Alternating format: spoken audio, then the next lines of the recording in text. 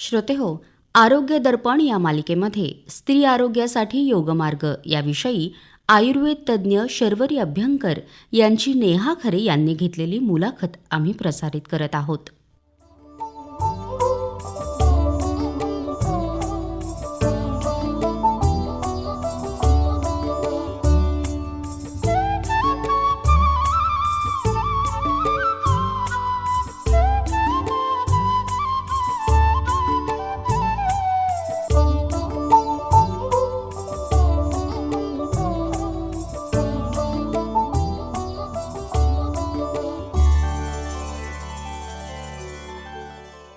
मैत्रिणींनो, श्रोते हो, पावसाळा आला की सर्दी खोकला सुरू होतो, कधी ताप येतो.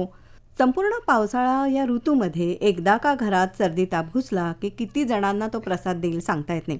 अर्थात प्रत्येकाच्या प्रतिकार शक्तीवरती सुद्धा हे अवलंबून असतं. ऋतुमानानुसार होणारे हे तात्कालिक आजार एकीकडे आणि काही प्रमाणात जीवनशैलीशी जोडलेले मधुमेह, उच्च रक्तदाब, हृदयविकार, कर्करोग हे गंभीर आजार आणि उपचार याला सहाय्यकारी ठरणारा असा योगमार्ग. स्त्रियांच्या आरोग्यासाठी हा योगमार्ग कसा उपकारक आहे याविषयी आपल्याला मार्गदर्शन करणार आहेत आयुर्वेद तज्ज्ञ वैद्य शर्वरी अभ्यंकर. नमस्कार. नमस्कार. वैद्य शर्वरी अभ्यंकर या गेली 20 वर्ष पंचकर्म केंद्र आणि शुद्ध आयुर्वेद आणि योगमार्गाने उपचार करतायत आणि मुंबई विद्यापीठातून 2002 साली आयुर्वेदाचार्य त्या झाल्या. पुढे त्यांनी योगशास्त्रात या विषयामध्ये MA पदवी संपादन केले. कवी कुलगुरू कालिदास विद्यापीठ नागपूर इथून आणि या विद्यापीठामध्ये 2015 सालच्या त्या सुवर्ण पदकाच्या मानकरी ठरलेल्या आहेत. वेगवेगळ्या आजारांवर उपचार करताना आयुर्वेद आणि योग यांचा समन्वय त्या साधत असतात. तर आजचा आपला विषय शर्वरीताई हाच आहे. तर आयुर्वेद आणि योग याच्या समन्वयातून आरोग्य रक्षणामागचं सूत्र किंवा तत्त्व असं काय सांगता येईल? आता आरोग्य म्हणजे स्वास्थ्य. आता सर्वप्रथम आपण स्वास्थ्याची आयुर्वेदाने काय व्याख्या केली आहे ती पाहूया. समदोषाः समाग्निश्च समधातू मलक्रियाः प्रसन्नमन आत्मा इंद्रियार्थाणां स्वस्थ इति अभिधीयते. थोडक्यात याचा अर्थ सांगते, म्हणजे ज्या व्यक्तीचे दोष जे त्रिदोष आहेत, वातपित्त कफ, त्यानंतर अग्नी आपण ज्याला जठराग्नी म्हणतो आणि इतरही अनेक अग्नी शरीरात असतात. समधातू म्हणजे रस, रक्त, मांस, मेद, इतर जे शरीरातली टिश्यूज आहेत ते, त्यांच्या मलक्रिया ज्या रेग्युलर होत आहेत ज्या व्यक्तीच्या, आणि त्याचबरोबर त्याचं मन, आत्मा आणि इंद्रिय हे सर्व काही प्रसन्न आहे, अशा व्यक्तीला आपण स्वस्थ म्हणतो असं आयुर्वेदाचं म्हणणं आहे. म्हणजे शरीराचं आणि मनाचं दोन्हीचं स्वास्थ्य असायला हवं. अगदी योग्य. म्हणजे केवळ आपले ब्लड रिपोर्ट्स नॉर्मल आहेत म्हणजे आपण स्वस्थ नाही, तर आपलं मन, आत्मा आणि इंद्रिय आणि त्याबरोबर बाकीचे सर्व दोष आणि अग्नी हे जेव्हा स्वस्थ असतात, समतोल असतात, तेव्हा आपण त्याला स्वस्थ किंवा आरोग्य असं आपण म्हणतो. आता योगची व्याख्या जी भगवद्गीतेने सांगितली आहे ती आहे समत्वम योग उच्यते. म्हणजे काय, तर योग म्हणजे बॅलन्स आहे. मगाशी आपण व्याख्येत बघितलं आयुर्वेदाप्रमाणे की समतोल म्हणजे आरोग्य आहे. म्हणजेच आता आपण ह्याची सांगड घालू शकतो आयुर्वेद आणि योग मार्गाने की जिथे समतोल तिथे आरोग्य. तर योग आणि आयुर्वेद ही एक जीवनशैली आहे, ही कोणतीही पॅथी नाही, हा जीवनाचा मार्ग आहे. आणि आयुर्वेद आणि योग ह्याचं प्रथम प्रयोजनच आहे की स्वस्थस्य स्वास्थ्य रक्षणम. सो जेव्हा तुम्ही आयुर्वेद आणि योग पालन करता तेव्हा तुम्ही जास्तीत जास्त स्वस्थ राहू शकता. अर्थातच जे काही रोग विकार होणार आहे त्याची चिकित्सा सुद्धा सांगितली आहे, परंतु सर्वप्रथम प्रयोजन काय आहे तर स्वस्थस्य स्वास्थ्य रक्षणम, आणि त्यासाठी आयुर्वेद आणि योग या व्यतिरिक्त दुसरा चांगला मार्ग नाही. अच्छा, बरं. आता स्त्रियांच्या आरोग्याच्या दृष्टीने याची सांगड ही किती आवश्यक आणि उपयुक्त आहे याविषयी काय सांगा? अतिशय आवश्यक आहे. आता स्त्री शरीर जे आहे ते पूर्णपणे संप्रेरकाने किंवा आपण ज्याला हॉर्मोन्स अगदी इझिली समजून घेतो त्या हॉर्मोन्सने प्रेरित असं असतं. स्त्री शरीरातले हॉर्मोन्स हे कधी म्हणजे आज 12 वाजता जे हॉर्मोन्स आहेत तेच आपले 2 वाजता राहणार नाही आहेत. तर हे हॉर्मोन्स सतत फ्लक्च्युएटिंग असतात, सतत बदलत असतात. त्याचं प्रमाण प्रमाण बदलत असतं, दिवसागणिक तासागणिक बदलतं आणि आपल्या स्त्रीच्या शरीराच्या अवस्थेनुसार बदलतं. सो हे जे फ्लक्च्युएशन आहे त्याच्यावर स्त्रीचं मन सुद्धा पूर्णपणे जोडलेलं असतं, अवलंबून हार्मोन, तर जेवढं हॉर्मोनल फ्लक्च्युएशन तेवढ्या मनातल्या वृत्ती जास्त. याच्यामुळे स्त्रिया अधिक हळव्यासुद्धा असतात, अधिक इमोशनल असतात. त्यामुळे हॉर्मोनल फ्लक्च्युएशन जेवढं जास्त तेवढ्या मनातल्या वृत्ती जास्त. आता योगची दुसरी व्याख्या केली आहे, योग चित्तवृत्ती निरोधः. म्हणजे चित्तवृत्तींना शांत करण्याचा मार्ग कोणता आहे, तर योग आहे. सो जेव्हा या चित्तवृत्तींना, मनातल्या फ्लक्च्युएशन्सना जेव्हा आपण शांत करतो, बॅलन्स करतो, पुन्हा एकदा समतोल राखतो, तेव्हा हे हॉर्मोन्स सुद्धा बॅलन्स होतात आपले आपण. आणि त्याच्यामुळे स्त्रियांच्या शरीराचं आरोग्य हे अतिशय उत्तमरित्या राखलं जातं. त्यामुळे योग हा स्त्री शरीरासाठी अतिशय परिणामकारक आणि उपयुक्त अशी योग साधना ही आहेच. अर्थात तुम्ही आता योग असा जो उल्लेख करताय त्याच्यामध्ये फक्त आसन अभिप्रेत नाही आहेत. नक्कीच नाही. योग हा नेहमी अष्टांग योग आहे. त्याच्यात वेगवेगळे अशा 8 पायऱ्या आहेत. यम, नियम, आसन, प्राणायाम, प्रत्याहार, धारणा, ध्यान, समाधी. त्यात आपल्याला सहसा हल्ली आसनं सर्वात जास्त माहीत असतात आणि दुसरं असतं प्राणायाम माहीत झालं. या 2 अंगांना खूप जास्त महत्त्व आहे. परंतु योग हा नेहमी अष्टांग योग आहे आणि त्याची सुरुवात ही नेहमी यम आणि नियमांपासून होते. त्यामुळे केवळ आसनांचं पालन करणं म्हणजे मी रोज योगा करतो ह्याने तुम्ही योग मार्ग अवलंबतायत असं आपण नाही म्हणू शकणार. सो यमनियमांचं पालन हे सुद्धा तेवढंच महत्त्वाचं आहे आणि त्या पालनामुळे सुद्धा मन आणि शरीराचं आरोग्य हे व्यवस्थित राखलं जातं. पण मग आता आपल्या दिनचर्येमध्ये कोणत्या गोष्टी असायला हव्या? म्हणजे आहारामध्ये अमुक एक गोष्टींचा समावेश, अमुक घटक पदार्थ असायला हवेत किंवा विशिष्ट आसनं ही आम्ही स्त्रियांनी करायला हवी, त्याच्या बाबतीत काय सांगा? तर दिनचर्येत आहार आणि विहाराचं महत्त्व अतिशय आहे. म्हणजे आयुर्वेदाप्रमाणे सुद्धा जी दिनचर्या सांगितली तिथे व्यायाम असा स्पष्ट उल्लेख आहे. म्हणजे आपल्याला विशेषतः स्त्रियांना असं वाटतं की मी घरात खूप काम करते, मी सतत उभी असते, मी इथे धावपळ करते, म्हणजे माझा व्यायाम झाला, मला अधिक व्यायामाची गरज नाही. पण एक्झॅक्टली, पण तसं असतं तर मग संहितांमध्ये व्यायामाचा उल्लेखच केला नसतात. लक्षात ठेवा, आपण जे काही धावतो, पळतो, तेव्हा आपली बॉडी ही अंडर स्ट्रेस असते. आपण ट्रेन पकडायला धावतो, आपण बस पकडायला धावतो, तेव्हा आपण धावतोच. म्हणजे ते काही वेगळा असा व्यायाम होत नाही, कारण तेव्हा बॉडी खूप जास्त टेन्शन खाली असते आणि तेव्हा हॉर्मोन्स वगैरे अजिबातच बॅलन्स नसतात. त्यामुळे वेगळा वेळ काढून व्यायाम करणं हे अतिशय गरजेचं असतं, ज्या वेळेला तुमचं शरीर आणि मन यांची एकत्र सांगड घातली जाते.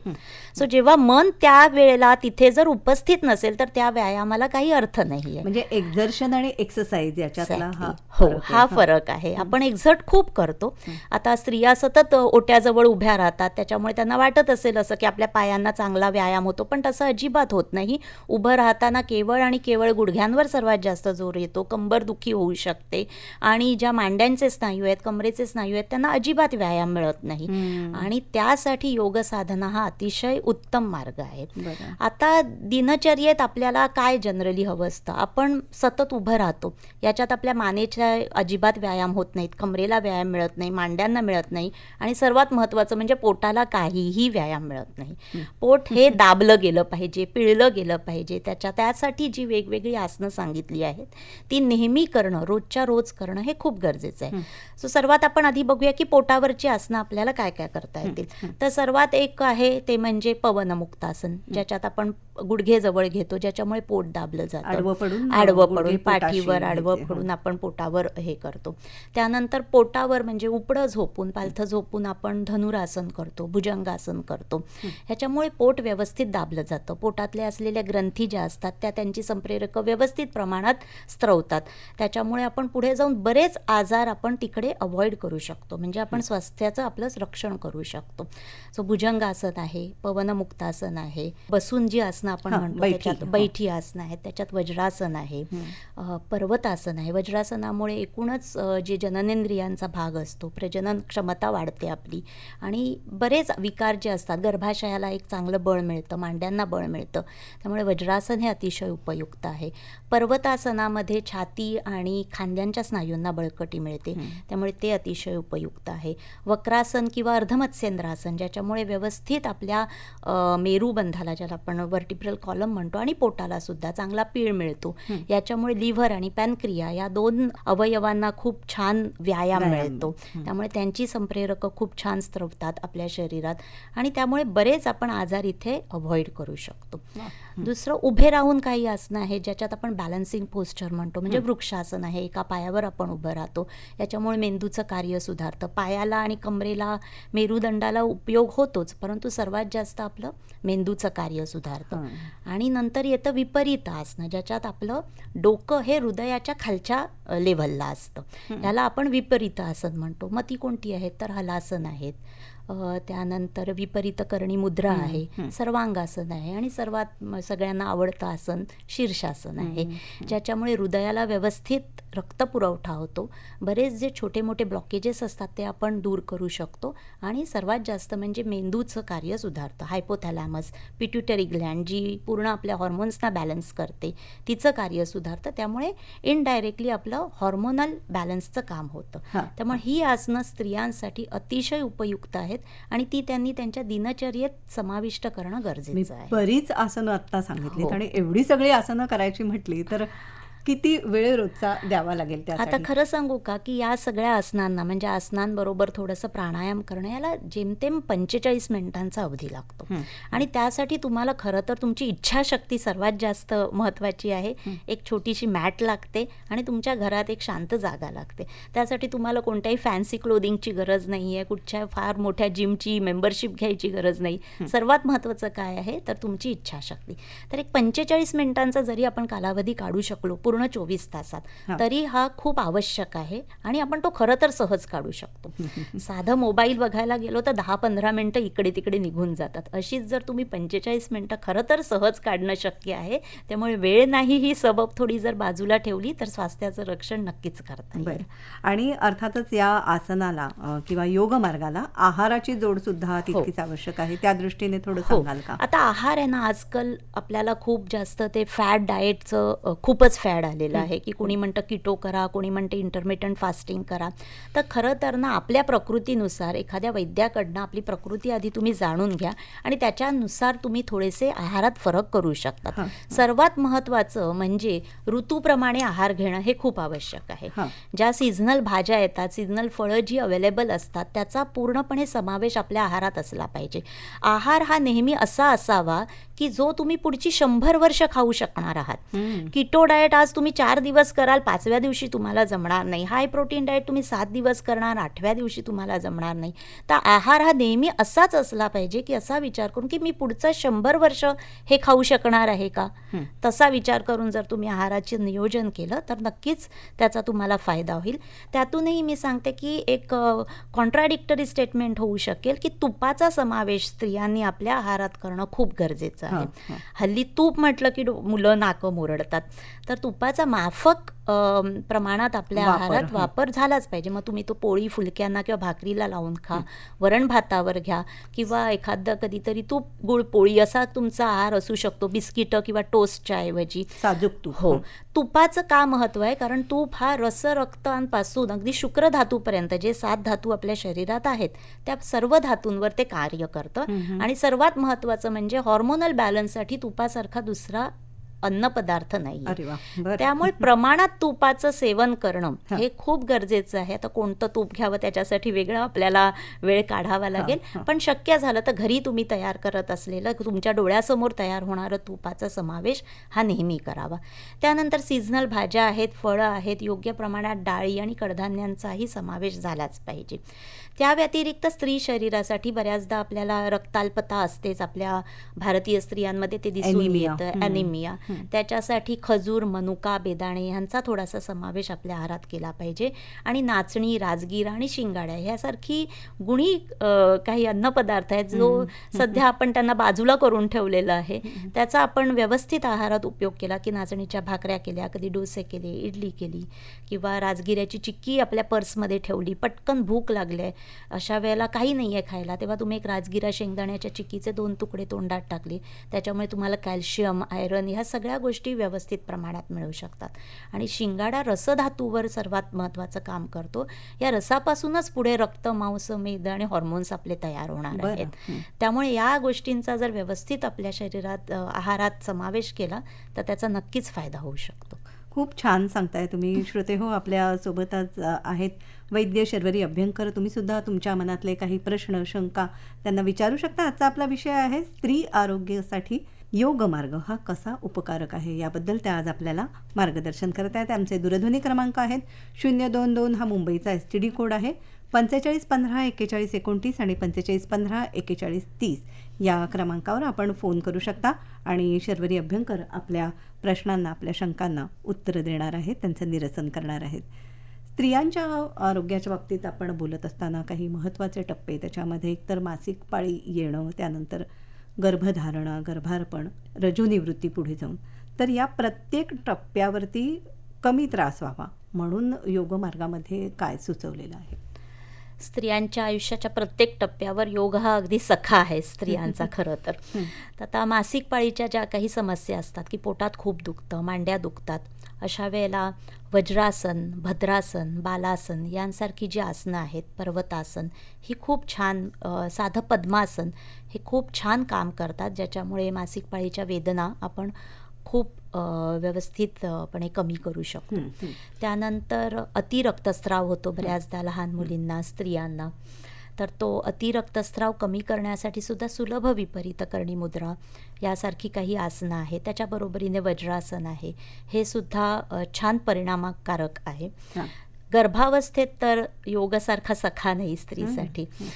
गर्भावस्थेतल्या प्रत्येक ट्रायमेस्टरसाठी म्हणजे अगदी बिफोर प्रेग्नन्सी म्हणजे कन्सेप्शनसाठी सुद्धा योगाचा खूप छान उपयोग होतो. म्हणजे मुळात गर्भधारणा व्हावी यासाठी. म्हणजे गर्भधारणेपूर्वी आपल्याला उत्तम संतती हवी असेल तर त्यासाठी सुद्धा योगा हा खूप चांगला मार्ग आहे.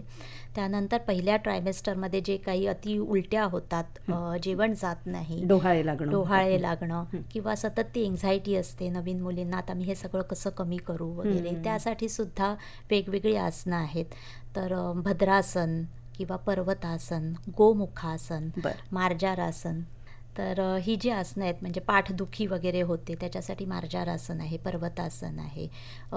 मुलींना बऱ्याचदा चिंता वाटते की आपली फिगर खराब होईल प्रेग्नन्सीमध्ये, तर ती मेंटेन करण्यासाठी सुद्धा पर्वतासन किंवा गोमुखासन खूप छान काम करतं. हॅलो, आकाशवाणी केंद्र. हो, बोला. नमस्कार. मी अशोक कोरे बोलतो. माझा मुलगा 25 वर्षाचा आहे आणि त्याचे केस गळून राहिले. अच्छा, बरं. आजचा आपला विषय आहे तो स्त्रियांच्या आरोग्याच्या संदर्भातला आहे, तर त्यामुळे स्त्री आरोग्यासंदर्भात आपल्या मनामध्ये काही शंका किंवा प्रश्न असतील तर जरूर विचारा. हाच प्रश्न मला वाटतं महिलांच्या आरोग्याच्या बाबतीत सुद्धा येतो की केस गळणं वगैरे.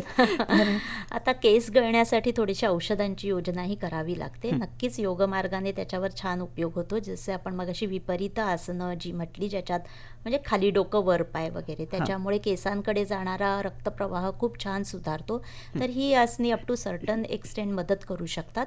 परंतु केस गळती ह्याच्यापाठी बरीच कारणं असू शकतात. रक्ताल्पता हेही महत्त्वाचं कारण आहे. त्यामुळे आहारात तशा प्रकारे बदल करणं आणि त्या केस गळतीचं काय कारण आहे, म्हणजे जसं PCODमध्ये केस गळतात किंवा डायबिटीसमुळे केस गळतात, बाळंतपणात केस गळतात. सो त्या प्रत्येक केस गळणीचं कारण वेगळं असू शकतं. सो त्याच्याप्रमाणे आपल्याला आहार, औषध, पथ्य, पाणी आणि थोडासा योगचिकित्सा नमस्कार याने फायदा होतो. हॅलो. हॅलो, बोला, प्रश्न विचारा. हा, नमस्कार मॅडम. नमस्कार. मी श्रीकृष्ण जोशी बोलतो.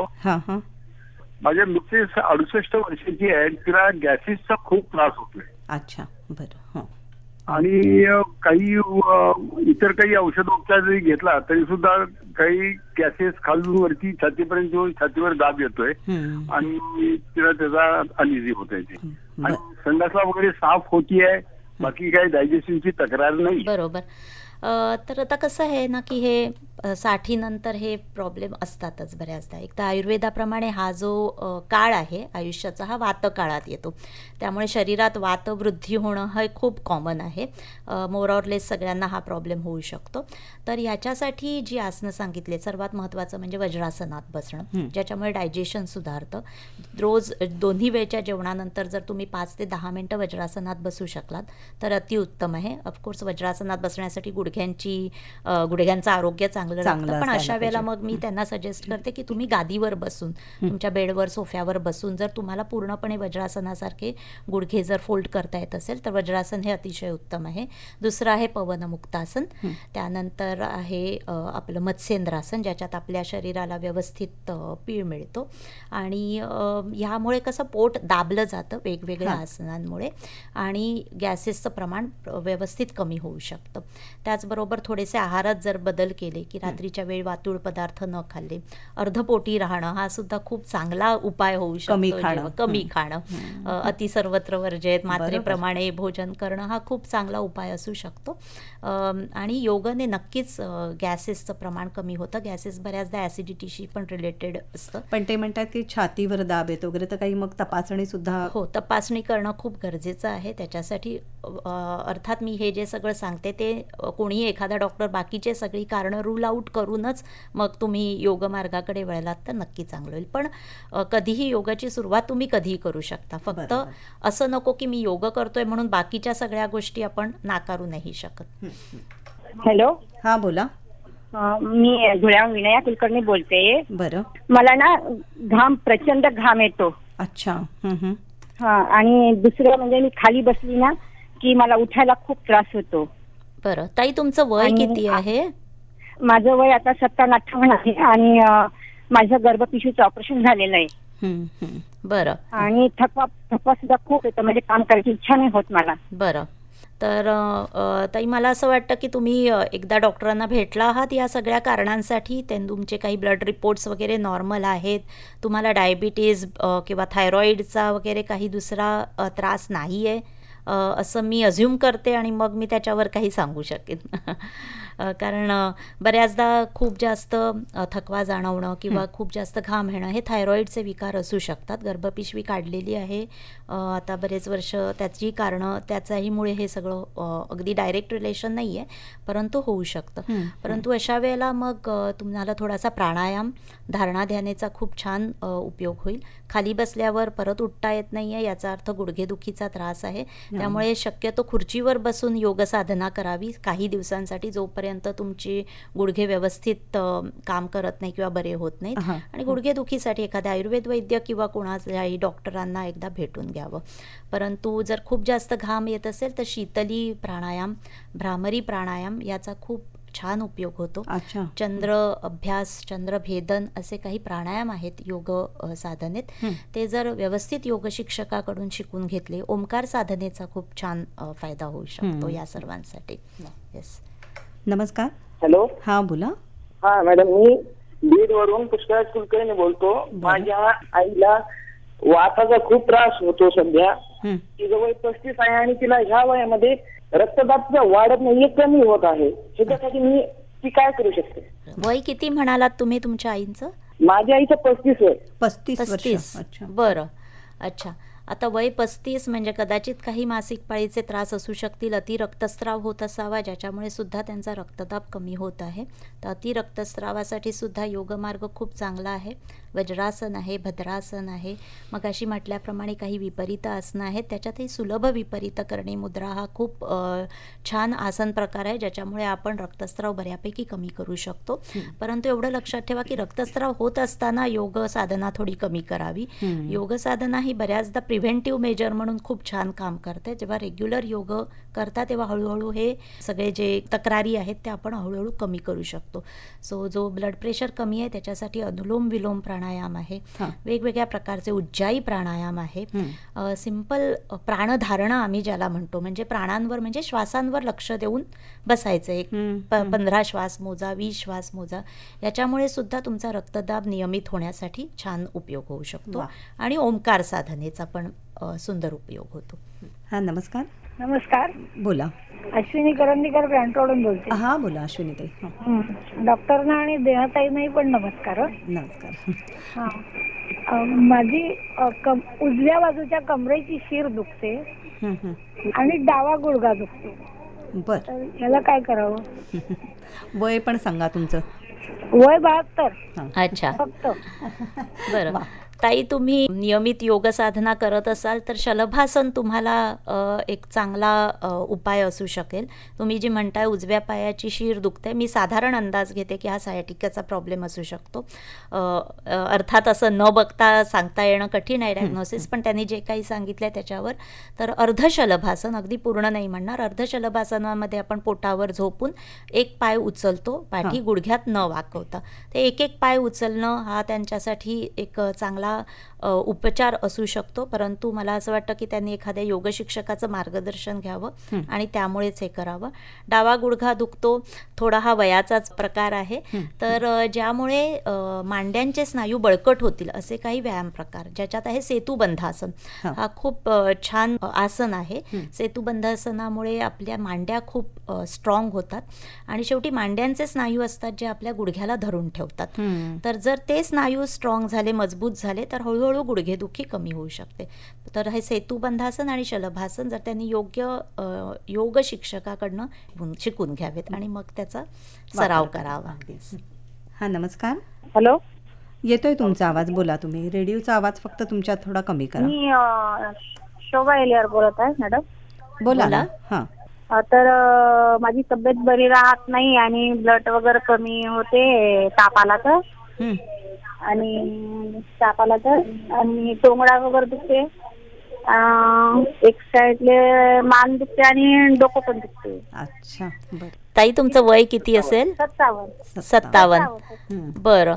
तब्येत बरी राहत नाही म्हणजे रक्त अल्प कमी आहे असं बहुतेक त्या म्हणतात की तर आहारात व्यवस्थित तुम्ही बदल करा. मगाशी सांगितल्याप्रमाणे खजूर, मनुका, बेदाणे, नाचणी, राजगिरा याचा व्यवस्थित उपयोग करा. हिरव्या पालेभाज्या, कडधान्य हे सुद्धा माफक प्रमाणात खाणं खूप आवश्यक आहे. आणि एखाद्या डॉक्टरांची तुम्ही काही सल्ला घेतलाच असेल आणि रक्त तपासणी वगैरे झालीच असेल असं मी अज्युम करते. आणि त्यानंतर मात्र एखाद्या चांगल्या योग शिक्षकाकडे शिकून तुम्ही जर ही सगळीच आसनं, असं एखादंच आसन तुमच्यासाठी मी सांगणार नाही, एकूणच योग साधना तुम्हाला खूप उपयोगी पडेल, ज्याच्यात आसन, प्राणायाम आणि धारणा, ध्यानधारणा याचाही समावेश असेल. ताई, मगाशी आपण बोलत होतो की स्त्रियांच्या आयुष्यातले महत्त्वाचे टप्पे, तर त्याच्यामध्ये गर्भारपणामध्ये सुद्धा योगासनं काही करता येऊ शकतात, जी उपयुक्त आहेत, आणि पुढे रजोनिवृत्ती. अगदी. तर त्याविषयी थोडं. तर गर्भारपणातली जी वेगवेगळ्या ट्रायमेस्टर वाईज जे आपले प्रॉब्लेम्स असू शकतात, म्हणजे जसं म्हटलं फर्स्ट ट्रायमेस्टरमध्ये डोहाळे लागणं, उलट्या कमी करण्यासाठी आमची काही आसनं आहेत. जसं सेतुबंधासन एक चांगला उपाय होऊ शकतो. त्यानंतर सुप्त भद्रासन छान काम करतं, ज्याच्यामुळे ॲसिडिटी कमी होते, उलट्या कमी होतात. आता दुसऱ्या ट्रायमेस्टरमध्ये बाळाची वाढ व्हायला लागते, म्हणजे चौथा ते 4, 5, 6 ट्रायमेस्टरमध्ये जिथे बाळाची व्यवस्थित वाढ होते. अशा वेळेला बाळाच्या योग्य वाढीसाठी आणि आईच्या सुद्धा आरोग्यासाठी वेगवेगळी आसनं आहेत. आणि यावेळेला आईला अजून स्ट्रॉंग करण्यासाठी आम्ही वीरभद्रासन देतो किंवा पर्वतासन असतं, ज्याच्यामुळे फिगर मेंटेन राहू शकते. बऱ्याच मुलींना असं वाटतं की माझी फिगर प्रेग्नन्सीमुळे निघून जाईल, तर ती मेंटेन करण्यासाठी पर्वतासन आहे किंवा गोमुखासन आहे, ज्याच्यामुळे छातीचा आकार व्यवस्थित राहतो, शोल्डरवर काम होतं आणि एकूणच तुमचं जे शरीर आहे ते साचेबंद दिसू शकतं.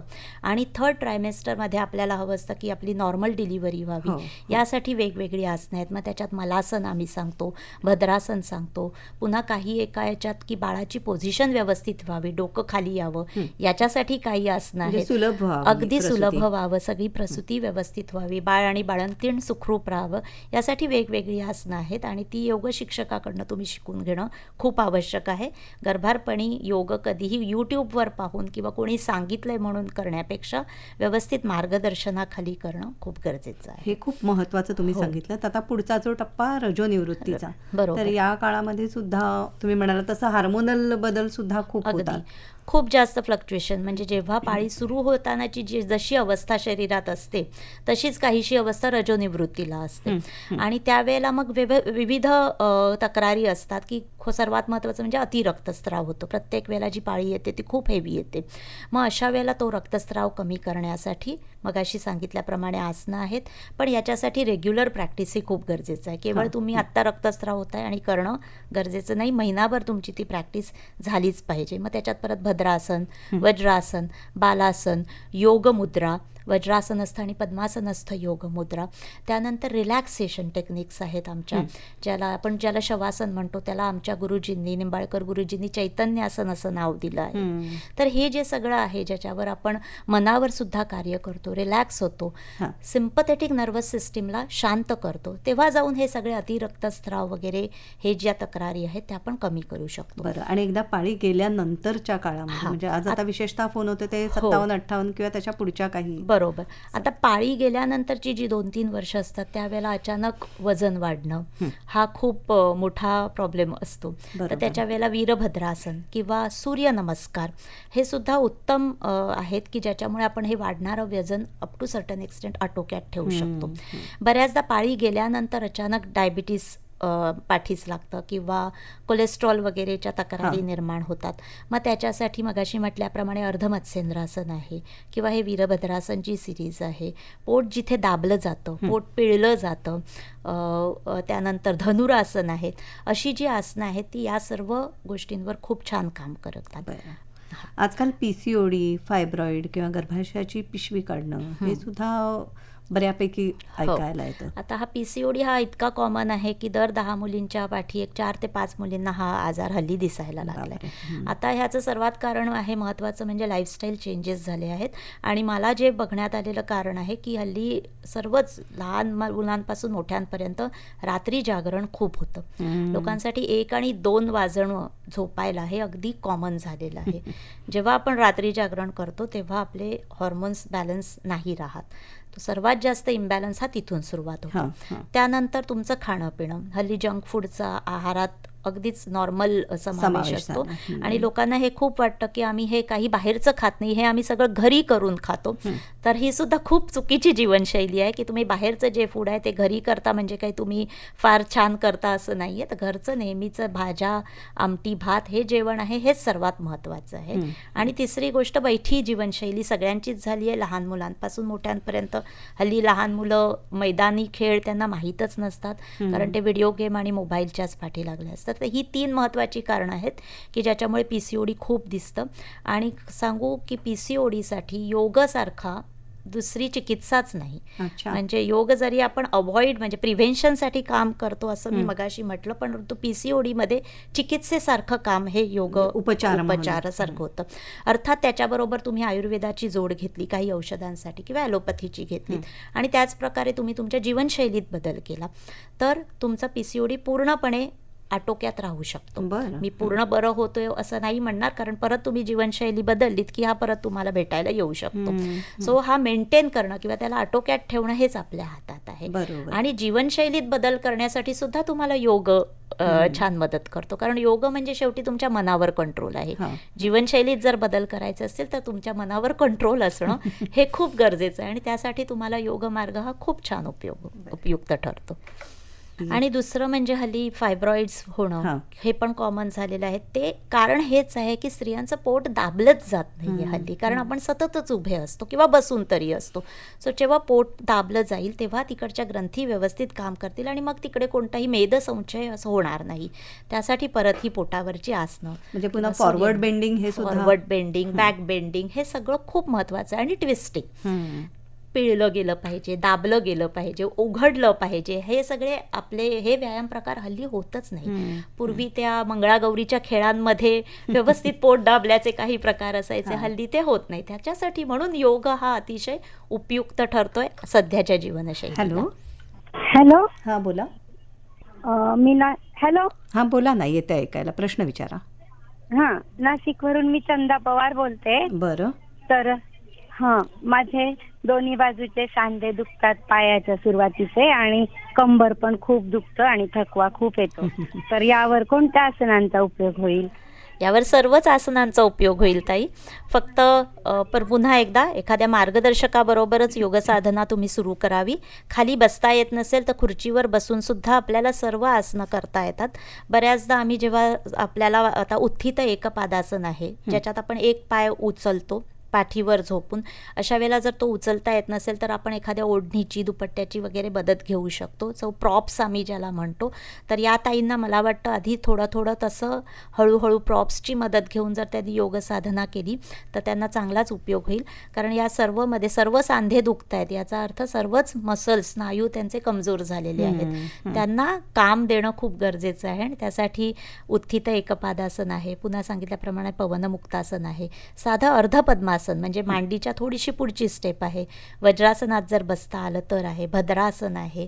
हे सगळी बसून जी करण्याची आसनं आहेत ती खूप छान काम करतील त्यांच्यासाठी. आणि गर्भाशयाची पिशवी काढल्यानंतरचा जो काळ आहे तर त्यात सुद्धा स्वतःच्या मेंटेनन्ससाठी, आरोग्य आता राखण्यासाठी थोडंसं गर्भाशयाची पिशवी काढण्याचं सर्वात कॉमन कारण हल्ली असतं ते अतिरक्तस्राव असतं. तर जर आपण या अतिरक्तस्रावाला थोड्या प्रमाणात जरी थांबवू शकलो किंवा कमी करू शकलो, एकदा मेनोपॉज आला की तो थांबणारच आहे. मेनोपॉजपर्यंत जर आपण कळ सोसली तर ते कळ सोसण्यासाठी आयुर्वेदिक औषधोपचार खूप छान उपयोग करतात. म्हणजे तुमचा बऱ्याच प्रमाणात रक्तस्राव, अतिरक्तस्रावापर्यंत आपण नॉर्मल रक्तस्रावापर्यंत येतो. आणि त्याचप्रमाणे तुमचं आसनं, वेगवेगळ्या प्रकारची आसनं, मग अशी मी बरीच नावं घेतली. पूर्ण योग साधना, केवळ एक आसन इथे महत्त्वाचं नाही आहे, तर पूर्ण योग साधना ही महत्त्वाची आहे. आणि त्याचबरोबर मगाशी सांगितल्याप्रमाणे प्राणायाम, शीतली प्राणायाम आहे, भ्रामरी प्राणायाम आहे, उज्जाई प्राणायाम आहे. या सर्वांमुळे आपण हा अतिरक्तस्राव कमी करू शकतो आणि गर्भाशय निर्हरण हे आपण अवॉइड करू शकतो. अर्थात निर्हरणाची अनेक विविध कार्य आहेत, पण काही कारणांमध्ये आपण हे करू शकतो. आणि तुम्ही मगाशी विचारलं की जसं हिस्टेक्टॉमी, गर्भाशय निर्हरणानंतर एक पोट सुटू शकतं बाईंचं, किंवा कमरेची जे मसल्स आहेत ते खूप लूज पडू शकतात, कंबरदुखी होऊ शकतं.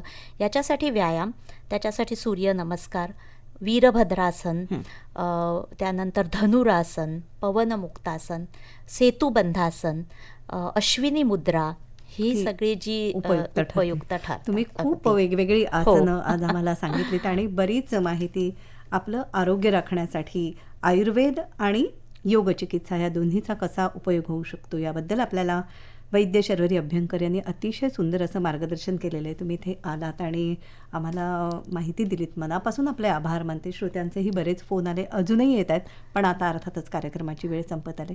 धन्यवाद. मनापासून आभार मानते. धन्यवाद.